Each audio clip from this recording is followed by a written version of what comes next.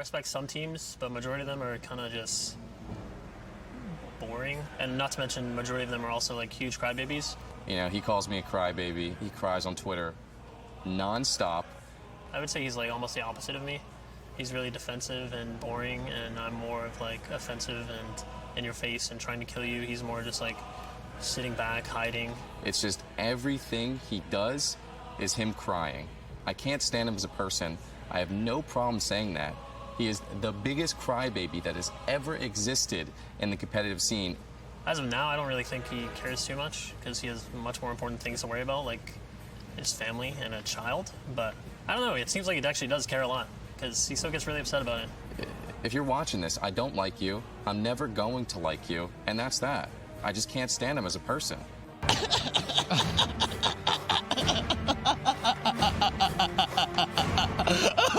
Oh, man. That's good stuff right there.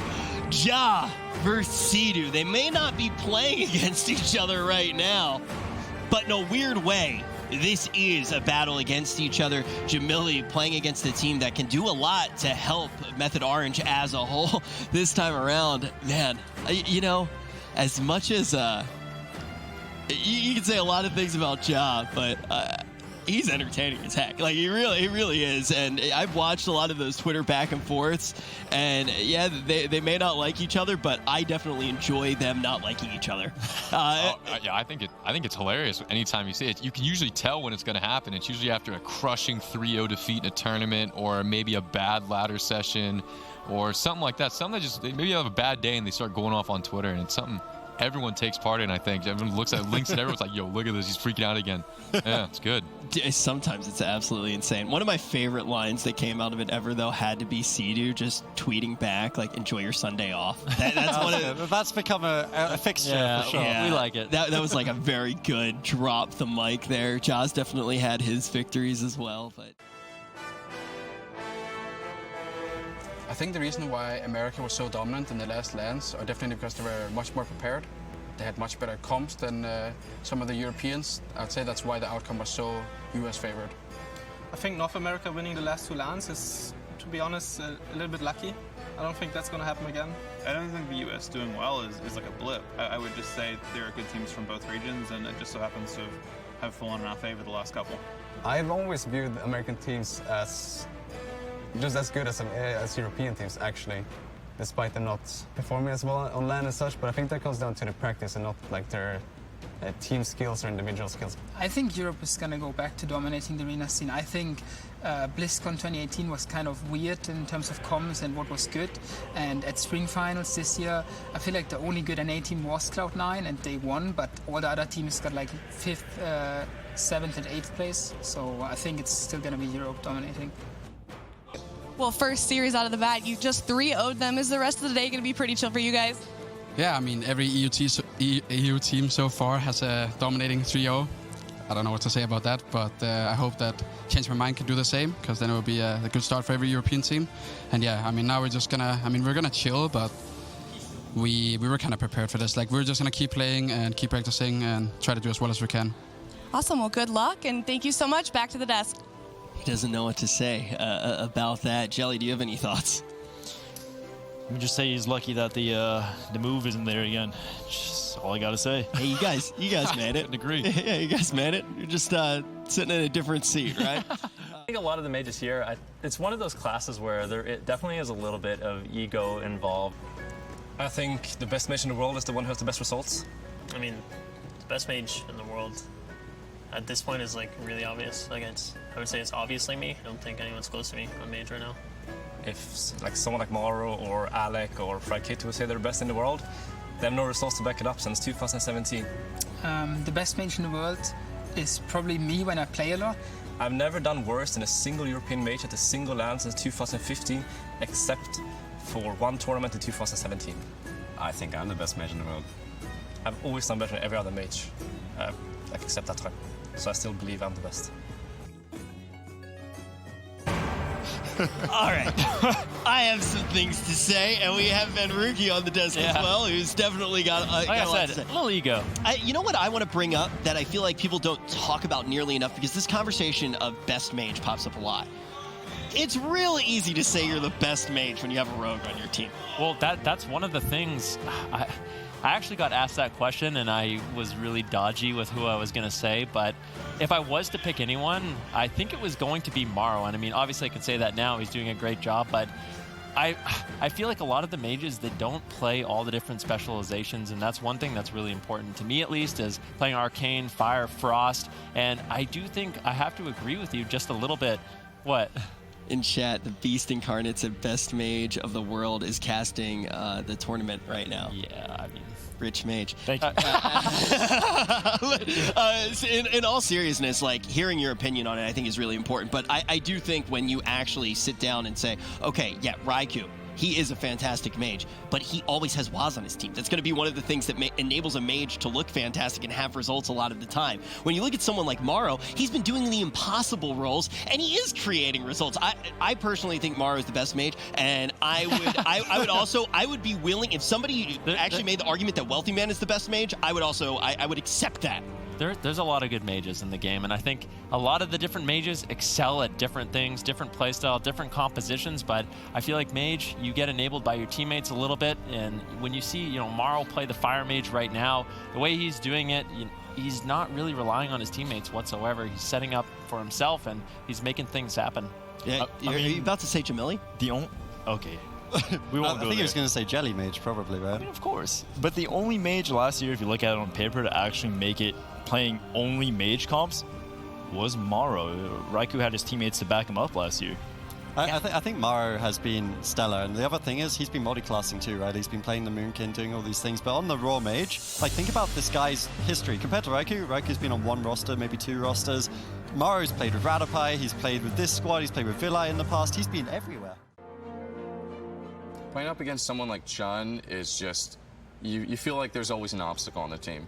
He's always doing everything in his power to, what it feels like, frustrate you and use his class to the fullest potential. I feel Chun-Li is definitely the best Windwalker in terms of offensive output, managing his cooldowns really well, and then helping his team.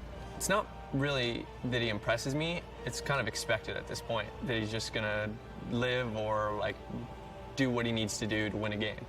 Yeah, Chun is, he's definitely really good at living. It's like, especially whenever you're playing Rogue Mage and you're trying to, like, kill him, he's super squirmy. So he's definitely, like, probably one of the best monks. He probably is the best monk. Well, I used to play with Chun, and I definitely think he's the best Windwalker in the world. By far, no one comes close to him. Chun just shuts down everything we do. Like, his entire thing, it feels like he does incredibly good damage still. Incredibly, kind of like goes with his team, but he's also like, you're trying to do your thing, and he's just stopping everything. He's incredibly hard to play against. So I think one of the reasons why, maybe Method Orange has been struggling this year is it can be difficult. I mean, they just came off a really big win. I think our counterparts, Method Orange, I think the biggest struggle is just that ever since they won, they got kind of complacent. You don't have to try so hard anymore. I don't think they can outmuscle anyone at this stage anymore. So they're either the more creative team or they're bottom of the barrel, sorry to say. If they're on an even playing ground with every other team, I don't think they're going to excel. I don't know why, but they're just not working together right now. It would definitely suck to not get to BlizzCon. I think it's something that it's what we play for as players. I think everyone here, I think 5 of the 8 teams here are going to go to BlizzCon. For those 3 guys that miss out, it's going to suck for sure. We will play for this. This is still a team that's very serious. They're committed to each other, and they really do want to go for that second win. We would love to get back to BlizzCon this year, but quite frankly, we've been having a really rough year. We know it, the fans know it, everyone that's watching knows it. We just haven't hit our stride yet. We're missing something, and hopefully we can find it this weekend. Alec, always very well-spoken and also very humble when he's up on the stage. I mean, I would be firing shots like crazy if I was in that situation. Like, I just sent them back 15 years to Classic WoW. I'd be firing shots like crazy. I would say the team that is most nervous for the tournament is obviously Method Black. Method Black? Probably Method Black. Method Black. I mean, it would easily be Method Black. They just are clearly the best team right now. They're actually one of our greatest allies going into the tournament, so it's like a double negative for us.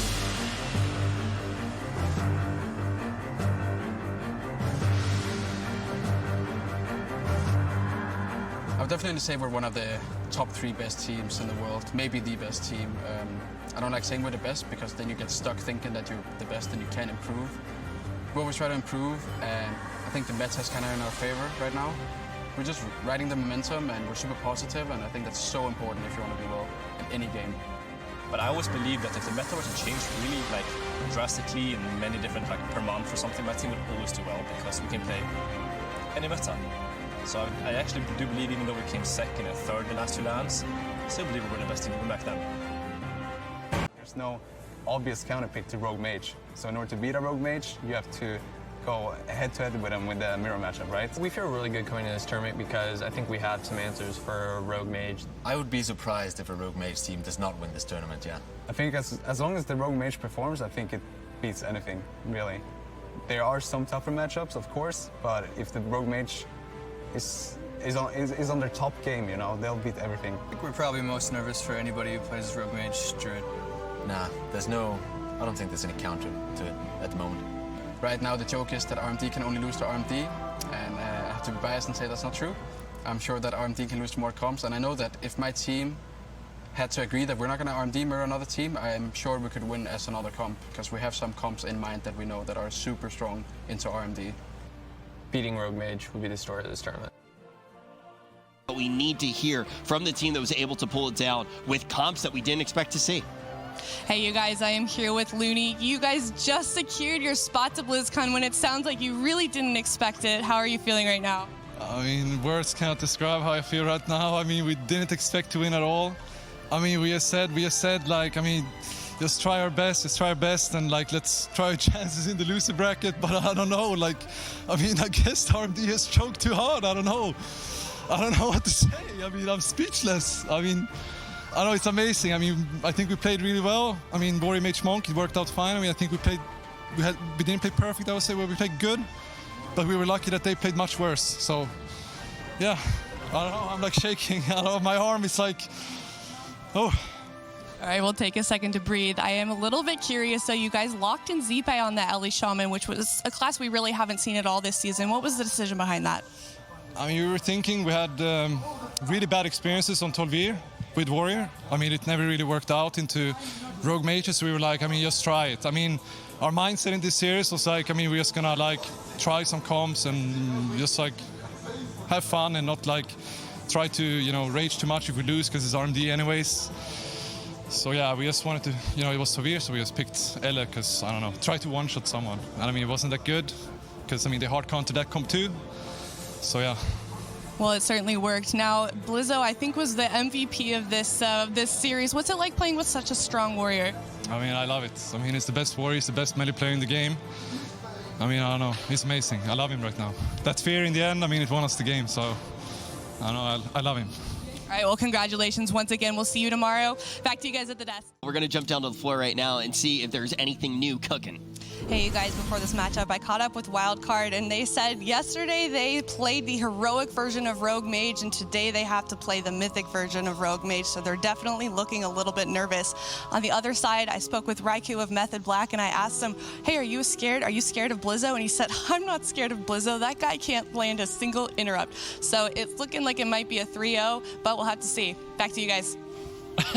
Oh, I love Raikou, dude. Raikou's fantastic. Thanks, Rich. I was catching up with Blizzo backstage before this match, and he said that, you know, that they are glad that Cloud9 won the last series, because they think they're definitely prepared against this comp. He says that if they lock in that MLD, they're definitely ready to go. They had a good chat about it when they won that last series, so we'll have to see how that goes. I asked him what he thought about that Chan interview, and he said, yeah, you know, I'm pretty humble. I may not be the best warrior in the world, but it's definitely a compliment from them. So definitely interesting to see how this match plays out. Back to you guys.